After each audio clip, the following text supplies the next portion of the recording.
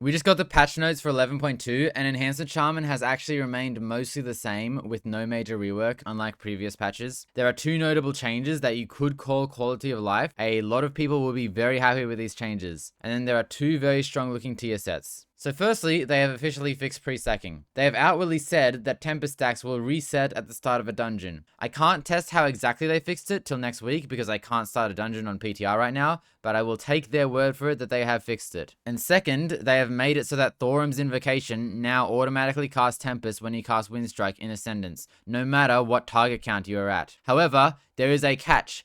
It will only cast Tempest with 10 Maelstrom. If you have 9 Maelstrom and a charge of Tempest, your Windstrike will cast nothing, which is obviously quite bad, because then you are spending an entire global of Ascendance casting a glorified Stormstrike. This is actually pretty bad, and I really think that Windstrike should be made to consume up to 10 Maelstrom weapon, meaning that it will use all the Maelstrom you have available for that Tempest. And then we have the tier sets. This season, they're going with a hero talent design for the tier sets, so we have both a Totemic and a Stormbringer tier set that will swap based on your hero tree that you are currently talented into. The Stormbringer set is quite incredibly strong, and it does 4 different things. 1. It gives you a 6-second proc of Ascendance for every 3 Awakening Storms procs.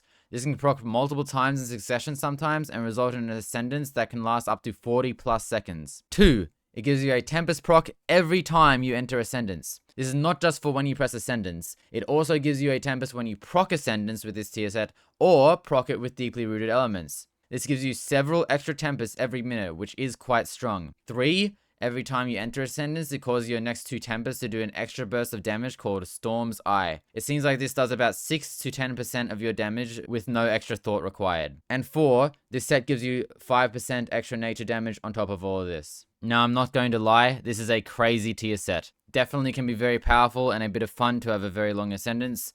I do think there are some concerns about this set though. Firstly, it is set to proc every 3 Awakening Storms, whereas Tempest last season was nerfed to proc every 4 Awakening Storms. Because these are not matching numbers, you cannot look at your Awakening Storms buff, and now you need to track Awakening Storms with 2 separate weak auras.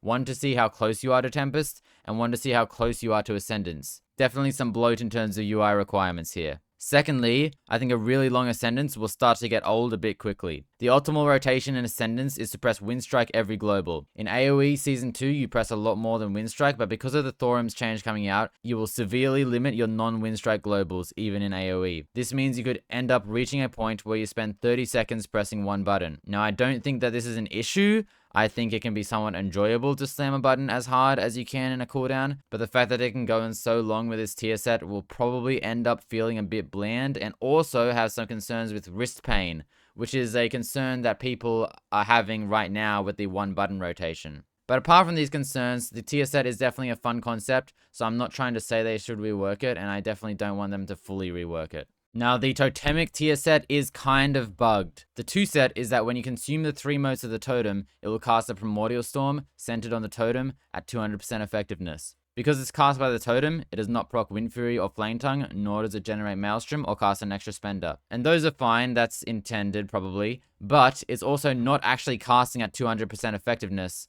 Right now, it only seems to be casting at 100% effectiveness. But that's also not it. It's using your current Maelstrom weapon stacks to calculate its damage. That means if you proc the air mote as your last mote, you will be left at 0 Maelstrom, causing it to cast a 0 Maelstrom Primordial Storm, which is not very strong at all. I think this 2 set will be strong if they do fix these bugs and make it always cast a buffed Primordial Storm.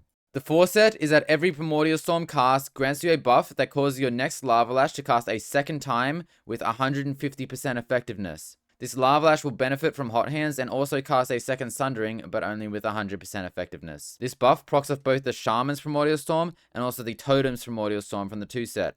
It also fully stacks, so you don't have to worry about munching a proc. It also duplicates Fire Nova, and I think a duplicated Fire Nova can be pretty strong on 5 or 6 targets. On low target counts, Lava Lash will pull ahead because of the Lava Lash damage, and on high target counts it will pull ahead because of the Sundering damage, but there might be a sweet spot where Fire Nova is actually worth it. There's also a bug with the 4 set where if you consume both Fire and Earth mote with the same Lava Lash, it will give you 2 stacks instead of 1. Now it's hard to say where the set will place numerically, but I do find it enjoyable to play around, and I think it can be cool when they fix the bugs. So overall, I am happy with the changes. We got a few things that were very long requested and 2 interesting tier sets. I do think they need to make that change to Thorims that I said. And then the only thing on my wish list that wasn't answered was to give us a buff that tracks the progress towards Tempest, so that we aren't forced to use a buggy WeakAura tracking our 40 Maelstrom. But sadly, they didn't get that out in this patch. Now, over the PTR cycle, I'm going to be streaming a lot of it on Twitch. I will not just be streaming Enhanced, but I'm also going to be going through a lot of other classes as well. And I'm also planning to make some extra non-class specific informational PTR content on YouTube in the coming weeks.